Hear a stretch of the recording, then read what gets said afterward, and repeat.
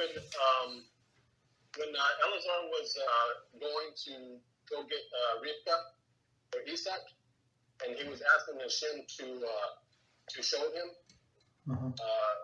to specifically ask. He specifically asked if she comes in waters, give me water and my camels and stuff like that. And things.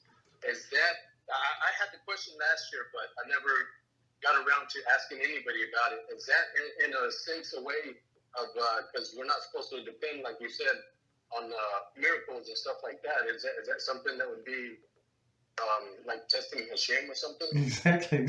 That's what our sages say. The Talmud said, don't do it. What of this Eliezer servant of Abraham did? Okay, don't do it. Talmud says four people did it. For 2 people it was disaster, and for 2 people it was okay. So one of the question of disaster, what was Gideon? Maybe his name was Gideon. Maybe I'm mistaken with somebody else. But technically, what was it?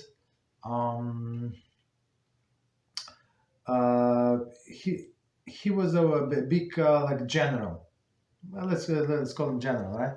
And people asked him to go like to be our like warrior to lead us into the war and against the enemies. And he said, you know what? Okay, I'm going to go. And says, Hashem, please help me.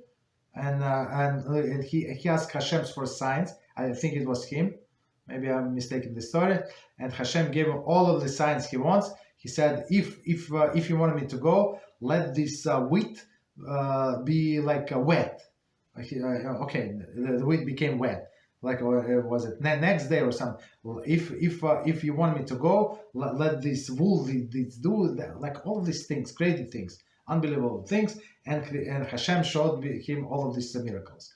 Okay, and then I think it was him. Maybe I'm mistaken.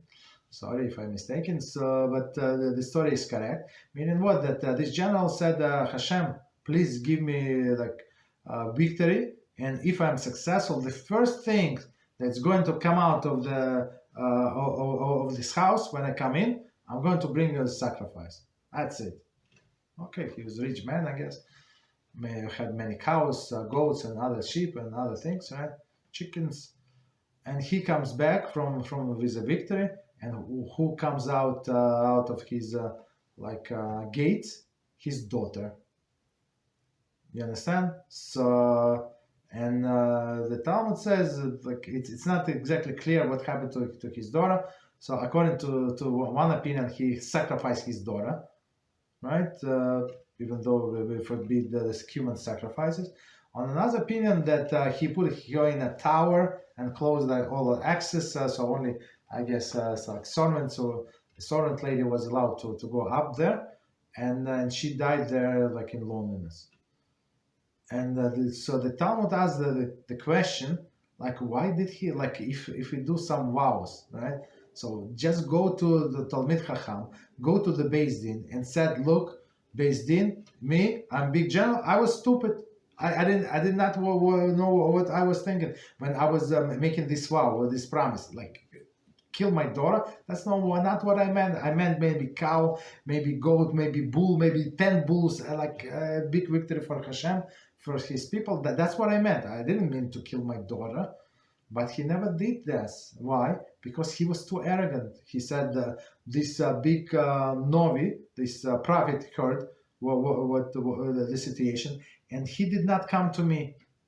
You understand? So, of course, I need help. Of course, I'm not supposed to kill my daughter. Right? So he did not come to me. So, of course, and I'm such a big king, or not king, but such a big general, I'm not going to go to the prophet. Like, who is this guy, right? I don't know. Who is he or who am I? And okay, so he never went to the prophet to cancel. So they asked a prophet, was it Pinchas? I don't remember who was it. Right? They asked, but Rabbi, why don't you go to this guy? He's crazy. He's arrogant.